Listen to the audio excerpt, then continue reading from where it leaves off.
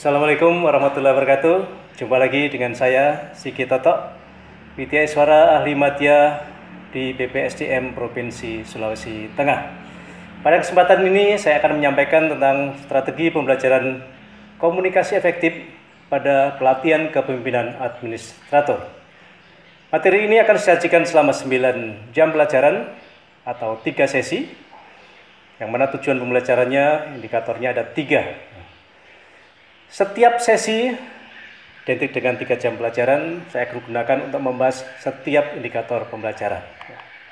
Untuk sesi yang pertama, di pembukaan saya akan gunakan waktu kira-kira 15 menit untuk pengantaran, yang saya isi dengan perkenalan, kemudian penyampaian tujuan pembelajaran, dan mungkin ada ice breaking kecil untuk membangun suasana berlatih dengan yel-yel atau dengan panggilan sapaan yang membuat peserta semangat. Kemudian kita akan lihat sampai seberapa banyak respon daripada peserta terhadap sapaan saya itu. Nah, saya akan bahas sedikit kaitannya dengan komunikasi, karena materi kita adalah tentang komunikasi. Kemudian masih ada sisa waktu kira-kira 120 menit saya akan gunakan untuk membahas indikator belajar yang pertama, yaitu mendeskripsikan komunikasi efektif di dalam organisasi. Karena pesertanya adalah para pejabat administrator, maka materi ini tidak terlalu banyak ceramah, tapi lebih banyak tentang menggunakan brainstorming, tanya jawab, atau kalau ceramah yang digunakan adalah ceramah interaktif. Yang pertama, kita akan membahas tentang komunikasi efektif itu apa, kira-kira 20 menit saja. Kemudian setelah itu, saya akan menayangkan video pendek tentang ceritanya tentang miskomunikasi. Kemudian setelah tayangan film pendek itu tadi, kira-kira hanya 8 sampai dengan 10 menit saja, setiap kelompok tempat duduk peserta, karena tempat duduknya adalah sudah island-island, kita tugaskan untuk mengidentifikasi apa yang menyebabkan terjadi seperti pada tayangan tadi. Kemudian bagaimana seharusnya. Setiap kelompok tempat duduk menyampaikan apa dari hasil identifikasinya, kemudian kita bahas bersama. Kurang lebih memakan waktu tidak lebih dari 1 jam, 50 menit saja. Kemudian setelah kita bahas tayangan video pendek, kita lanjutkan dengan membahas peran dan fungsi komunikasi, indikator komunikasi efektif dalam organisasi, dan bentuk-bentuk serta arah komunikasi dalam organisasi. Materi akan selesai pada 1 sesi, sehingga kita sudah masuk waktu untuk snack pagi. Break yang pertama. Setelah break, kita lanjutkan dengan sesi yang kedua. Sesi kedua akan membahas tentang menjabarkan pengelolaan strategi komunikasi. Saya awali dengan ice breaking. Ice breakingnya saya akan gunakan dengan permainan kartu. Bisa juga dikatakan permainan sulap menggunakan kartu. Saya akan memainkan seperti ini. Kartu saya akan ajak, kemudian satu atau beberapa peserta saya akan silahkan untuk memilih salah satu kartu. Misalnya ini. Nah, kemudian kartu ini kembalikan ke sini dan saya suruh peserta untuk mengocok kembali. Nah, saya akan mencoba mencari. Setiap peserta saya suruh mengamati apa yang saya lakukan, kemudian saya akan mencari apa kartu yang diambil peserta tadi. Mungkin yang ini tadi yang diambil. Ya. Kemudian cara ini saya akan minta kepada peserta, bisa nggak Anda melakukannya?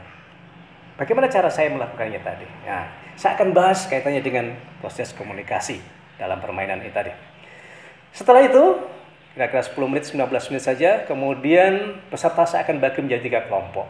Dan saya akan beri tugas yang berbeda. Kelompok pertama akan saya berikan tugas untuk merancang sebuah pesan yang akan disampaikan kepada kelompok yang lainnya. Kelompok kedua, saya akan berikan tugas untuk merancang suatu pesan yang akan disampaikan kepada orang lain, tapi publiknya, audiensnya yang akan menerima pesan tidak ada di situ. Dan kelompok yang ketiga akan saya berikan tugas sebagai orang yang menerima pesan.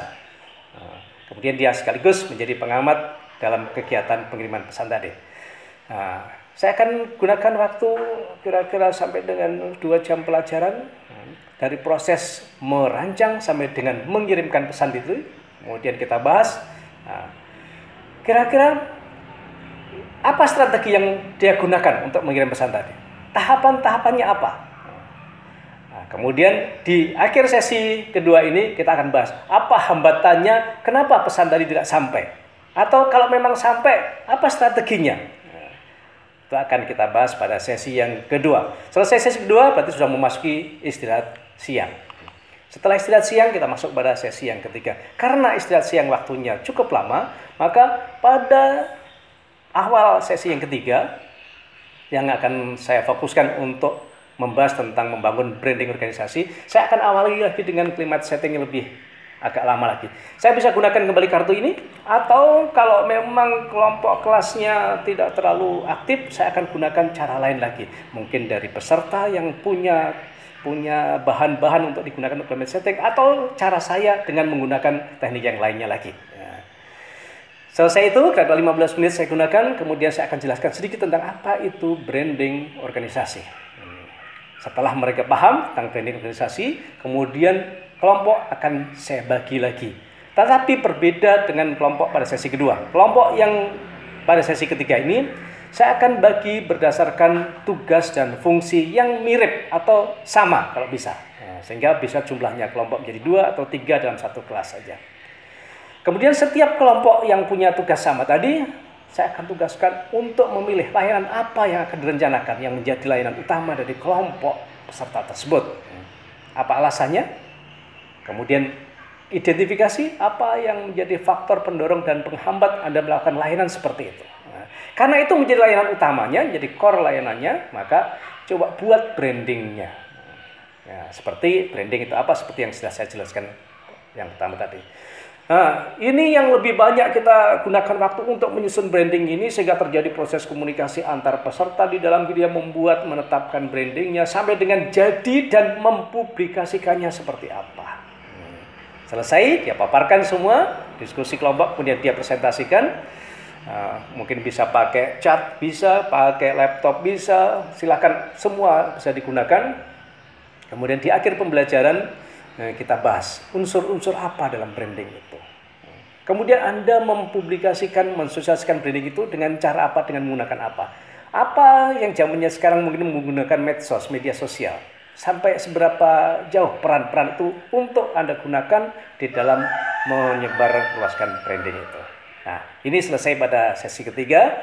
Kemudian kira-kira 15 menit sebelum penutupan, saya akan ulas kembali, saya akan simpulkan bersama-sama peserta apa yang telah dicapai dari tujuan pembelajaran hari ini.